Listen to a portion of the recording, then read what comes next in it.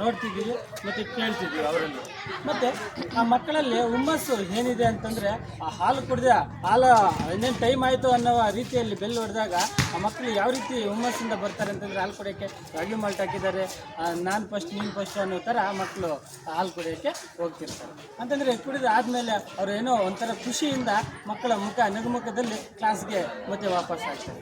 ಅಂತಂದರೆ ಅವರು ಮತ್ತೆ ಟೀಚರ್ಸ್ನ ಕೇಳಿದಾಗ, ಸರ್ ಇಷ್ಟು ದಿನಗಳ ಕಾಲ ಆರೋಗ್ಯದಲ್ಲಿ ತುಂಬ ಏರ್ಪೇರು ನೋಡ್ತಾ ಇದ್ವಿ, ಮಕ್ಕಳಲ್ಲಿ ಜ್ವರ ಬರ್ತಾ ಇರೋದು, ಅನಾರೋಗ್ಯಕ್ಕೀಡಾಗ್ತಾ ಇರೋದು, ಹಾಲು ಕೊಡದೇ ಇತ್ತು, ಸರಿ ನಮ್ಮ ರಾಗಿ ಮಾಲ್ಟ್ ಬೆರೆಸದೇ ಇದ್ದ ಮುಂಚೆ ಈ ಥರ ಎಲ್ಲ ಆಬ್ಸೆಂಟ್ ಆಗ್ತಾಯಿದ್ರು ಸರ್, ತುಂಬ ಗೈರಾಜರಿ ಆಗ್ತಿದ್ರು.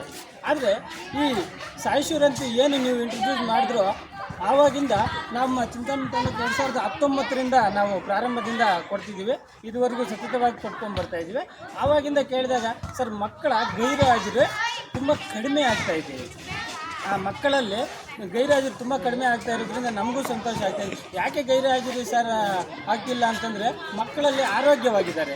ಮಕ್ಕಳು ಯಾವಾಗ ಗೈರುಹಾಜರಾಗ್ತಾರೆ ಅಂತಂದರೆ, ಆರೋಗ್ಯದಲ್ಲಿ ಇಲ್ಲದೇ ಇದ್ದಾಗ ಗೈರುಹಾಜರಾಗ್ತಿದ್ದಾರೆ, ಆರೋಗ್ಯವಾಗಿದ್ದಾಗ ಗೈರುಹಾಜರಾಗೋದಿಲ್ಲ ಅನ್ನೋ ಒಂದು ಎಲ್ಲ ಶಾಲೆಗಳಲ್ಲೂ ನಮಗೆ ಹೇಳ್ತಿದ್ದಾರೆ ಟೀಚರ್ಸು.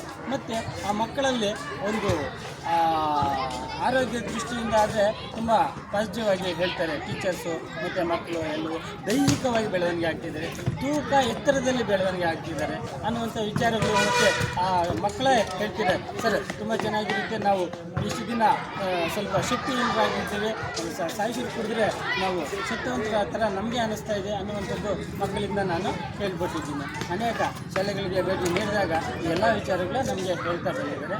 ಈ ಸಾಯಿಶೂರಿಂದ ತುಂಬ ಉಪಯುಕ್ತ ಇದೆ ಮತ್ತು ಎಲ್ಲ ಸರ್ಕಾರಿ ಶಾಲೆಗಳಿಗೆ ಕೊಡ್ತಾ ಇರೋದ್ರಿಂದ ತುಂಬ ಅನುಕೂಲಕರ ಅಂತ ಹೇಳಿ ಎಲ್ಲ ನಮ್ಮ CRP ಸರ್ಗಳು ಮತ್ತು HMಗಳು ಮತ್ತು ಸಹ ಶಿಕ್ಷಕರು, ಎಲ್ಲ ಶಿಕ್ಷಕರು ಮತ್ತು ಎಲ್ಲ ವಿದ್ಯಾರ್ಥಿಗಳು ಪಾಸಿಟಿವ್ ಥಿಂಕಿಂಗಿಂದ, ಪಾಸಿಟಿವ್ ಥಿಂಕ್ನೆಸ್ಸಿಂದ ಅವರು ನಮಗೆ ಹೇಳ್ತಾ ಬಂದಿದ್ದಾರೆ. ಅದರಿಂದ ನಾವು ಇಷ್ಟೆಲ್ಲ ಮಾಡಿದಾಗ ಅವಕಾಶ ಕೊಟ್ಟ ನಿಮ್ಮ ಸಮಿತಿಗೆ ನಾನು ಒಂದಿಷ್ಟು ಮಾತಾಡ್ತೀನಿ.